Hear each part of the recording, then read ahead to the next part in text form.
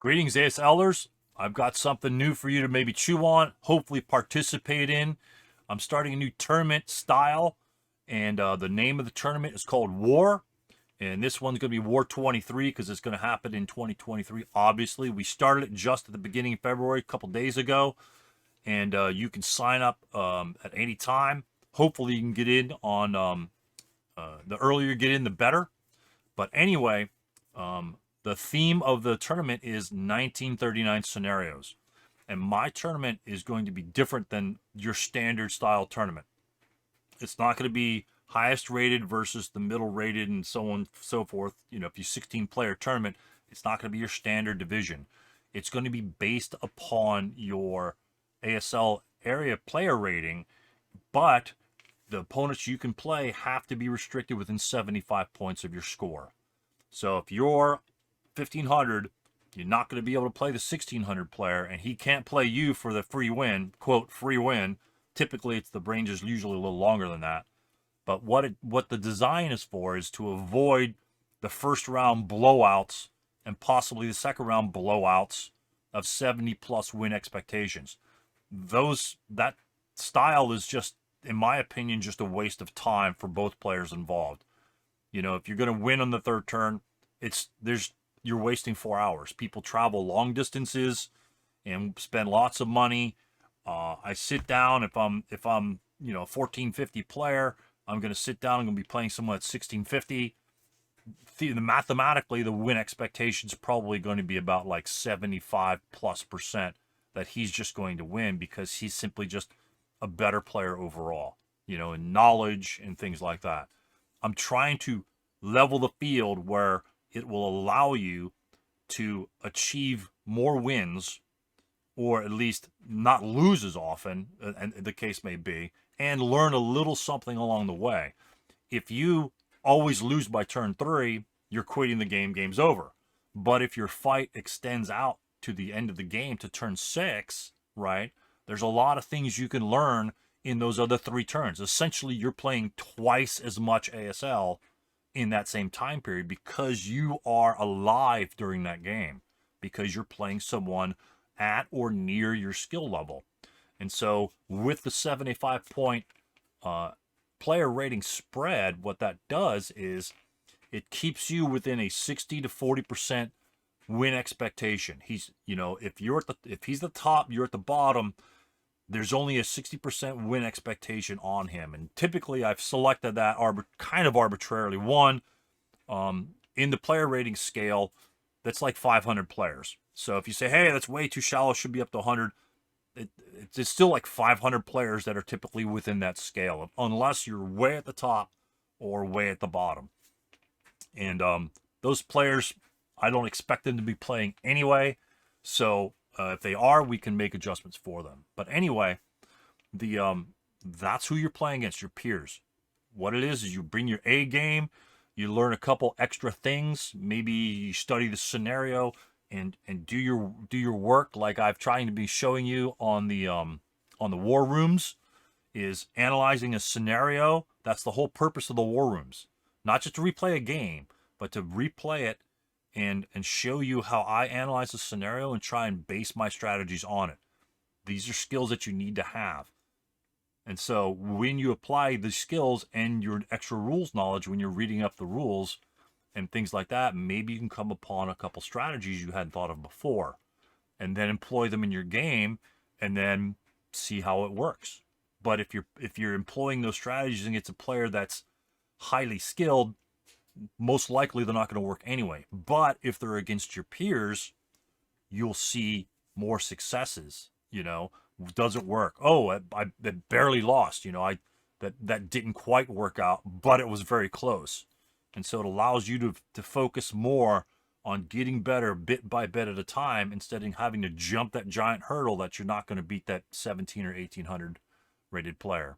I mean, it can happen, but it's just not going to happen that often. So that's the initial structure of the tournament.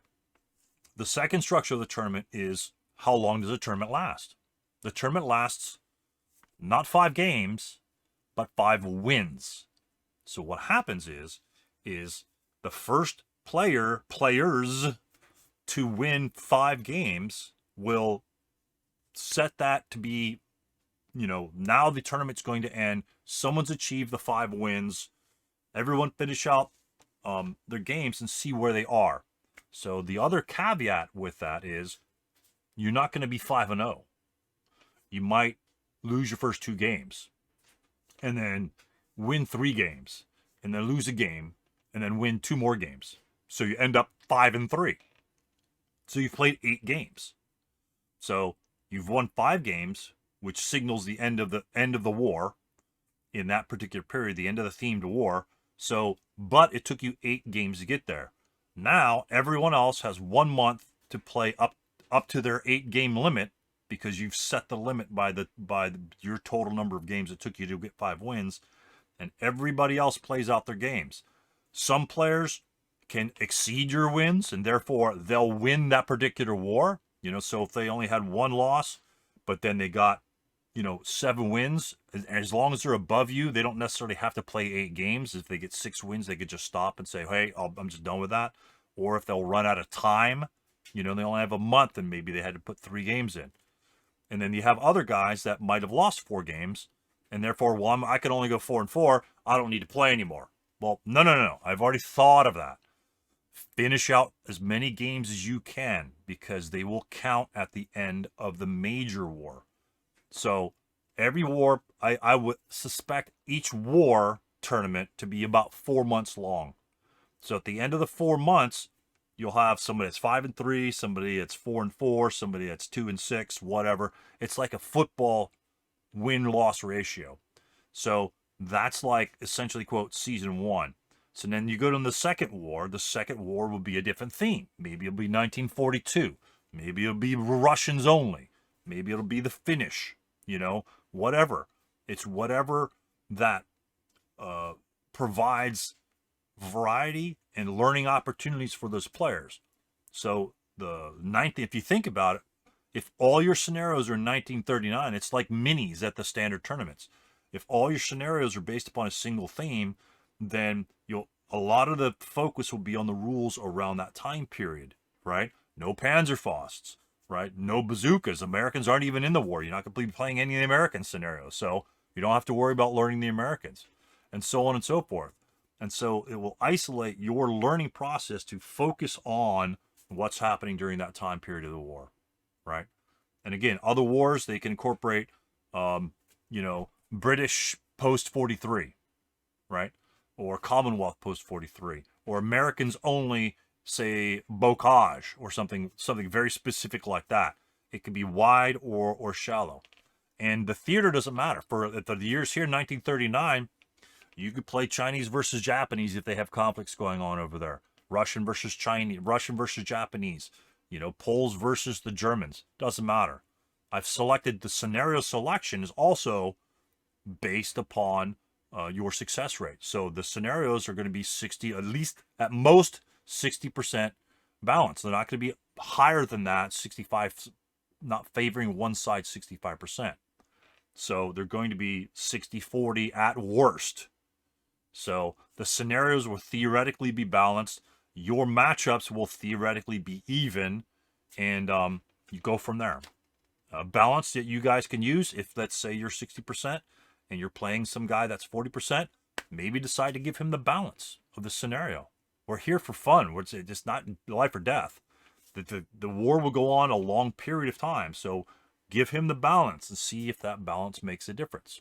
Maybe, maybe not. Maybe it blows you out. Maybe it's no big deal. You blow him out. So you go on, theoretically, maybe we can get 3 wars this year. And what it is, you take your wins and losses for each war and you add them up over the entire year, and the person with the most wins wins the entire war. There's going to have 3 separate wars. There's going to be a winner per war, and then you have the overall winner. And it may not be the same person that's winning these, because let's say he goes 5-2 in the first one, wins the first war, but then loses, 60 to 70% of his games the rest of the year, and he kind of drops off. It happens. The purpose is to promote play, promote balanced play, and not to essentially kind of waste your time and money in the first 2 rounds of a tournament by getting blown out. You're playing your peers. You play someone just a little bit better than you are, and you'll learn things as you progress through your playings and hammer as many playings as possible. So you want to get to the 5 wins first. That way you can relax the rest of the war, and everyone else is under pressure, right? So, and every month your rating will change. So let's say you're 1550 at the beginning of the war, and at the end of the first month you go up to 1575. Well, the first part of the month, right? The first month you're 1550, you could play someone 1475 and 1625. But at the end of the month, let's say you hit 1575, now you're 1650 and 1500. So now the guys that you played at that month, even in the same war, will drop off the bottom unless they happen to win a couple games and keep within 75 points of you. So you're constantly moving up and down the ladder, which is very similar to play. If you're winning, you're going to have to be playing better opponents, which is very similar to a normal style tournament. Theoretically, these are better players because they're continue to win. You're going up the scale on a monthly updated basis and then playing a slightly different range of players as you go up or down, as the case may be. So that's the process on that. I've got some links down below. Jump over to the Discord server. I do have a strict war Discord server that I will create, and maybe in the second war we'll jump over to that one. But for right now, if you're a member of the ASL Skills Discord server, it's on that server. Just click on the section where recruit me for war. Put your name and put your full name, Joe Smith or whatever the case may be, and then your rating, or I'll just look up your rating and add you to the list of members. We have 26 now, and so we have a very high number of hopefully participants that will be hammering games out. You're welcome to join us. Jump in as soon as you can. That way you could start games as soon as possible. We have players in the 1300s, maybe high 1200s to the mid 1600s. And most everyone are new on the ladder, so theoretically they're all 1500s. So there's pretty much the entire ladder's open. The entire tournament's open for you to play.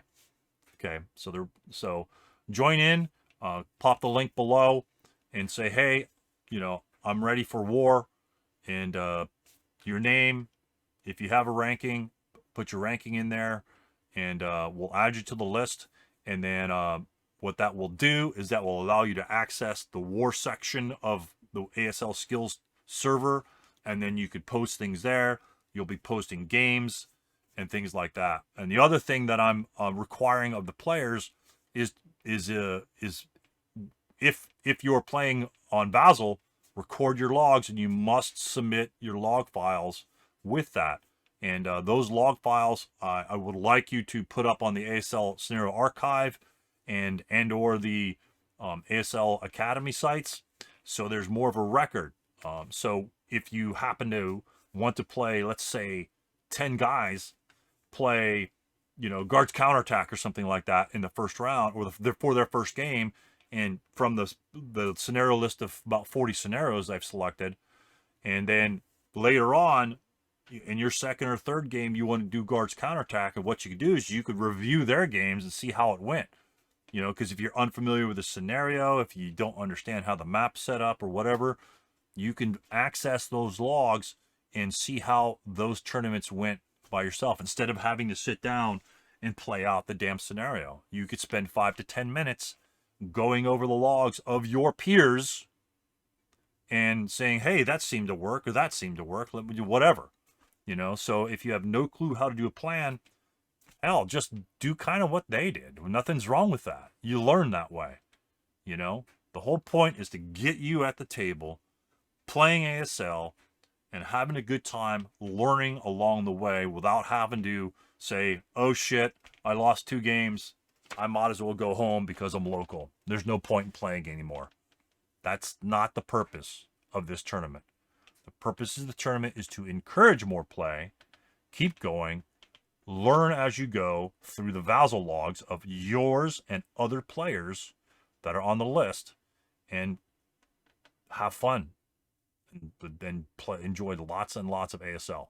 That's the point. You know, nobody likes to get blown out the first 2 rounds, and that happens most of the time in your standard tournaments. I don't want that to occur for you, because most of the players are 1550 and below. 3/4 of the players on the list are 1550 and below. The rest of them are just the higher ones, and it's the same guys you see winning tournament after tournament after tournament. There's a reason for that, because their first 2 to 3 rounds are free. So your first 2 to 3 rounds, you have to work for it. You are going to work for those wins because you're playing even skilled players. You're playing the championship match every single round, so every single game matters. So that's the concept. If you have any questions, throw them down below. Join the Discord server. Come on, we can discuss it during the weeks, during the interims. We could throw them on Tactical Tuesdays at 5:30 p.m. Join in. We can discuss what the hell's going on with the tournament. I'll give updates on the tournament during the Tactical Tuesdays as well, other than posting it, and you guys can keep posted that way. It's not your standard tournament. It's a tournament that's going to be, for all intents and purposes, a year long in 3 sections, and you can play as much as you want. If you're tired of it, it's not your thing, it's not your thing. Not a big deal. The tournament will go on. It's just like you were, Montenegro, and you got conquered and your nation's out of the war. Gone. It doesn't really matter, because everyone else will be fighting the war while your defeated country, or whatever you want, in case you can kind of consider it that way. So therefore, it doesn't matter if players come and go. So it's as simple as that. So it's for the enjoyment and learning of the players. And again, we're going to be using logs. We could do a Tuesday or something like that. A couple of the players come in, the players can describe their game and see what they had. It's all about getting those people to the table and getting them around and chatting about ASL. So join up. Let's go to war, people, and let's go play some ASL.